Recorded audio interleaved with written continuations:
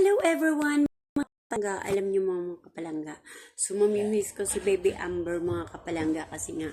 So, ngayon, pala dito si Baby Amber kasi nga umuwi ng Pinas si Baby Amber kasama yung kanyang daddy.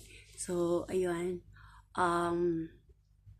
So, umalis sila kanina 8 o'clock ng morning dito. So, kasi ang flight nila is 11 o'clock and 11 o'clock in the morning here in Sydney, Australia.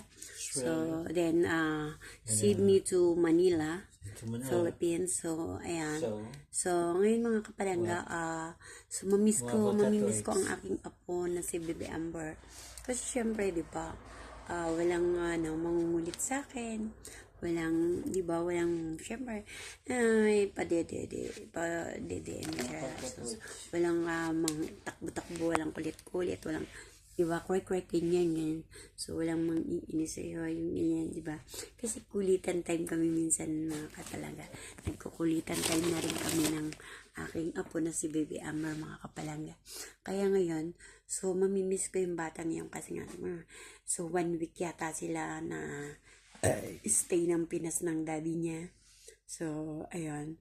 Kaya, biglaan lang. So, emergency uwi lang yon silang lang. No, kasi nga, so, emergency uwi kasi nga, yung grandmother ng yung lola ng manugang ko ay, so, yon nasa ospital. So, ayun. Gusto makita yung aking apo na si Baby Amber. So, ayan. To the go naman. Syempre, to the go naman yung aking So, kanina lang sila nag-book. Nag-book papuntang papuntang Manila, Philippines. So, ayun. Ang nakuha nilang flight is 11 o'clock in the morning. So, kaya 8 o'clock in the morning, umalis na sila dito. Then, nasa nasa area na yun sila.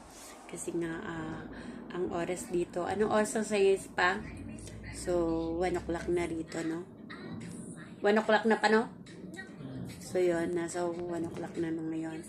At that time here. So, ayan, kaya si Baby Amber go to Manila, Philippines. So, makikita na ni Baby Amber ang Philippines. Pero syempre, bata pa yung apo ko. So, 1 year old lang. Kaya, syempre, hindi niyo pa masyadong diba? So, at least, nakarating na siya ng Manila. Diba? Nakauwi na siya ng Pilipinas. So, ilang mga kapalangga, kwento ko lang sa inyo, no? So, yung aking apo ay mamimiss ko. Dahil, so, 1 week silang wala, no? Pero yung daddy niya lang kasama niya. Kasi nga, yung mami niya nag-work. No? So, need ng work ng mami niya. So, kaya, yung daddy niya lang kasama umuwi. So, pero 1 week lang nga. So, bye-bye. Thank you for watching. Para makita na rin siya ng mga tita niya doon sa Pinas at ng kanyang mga lola at lolo. Sa side ng father niya. Sa side ng father niya.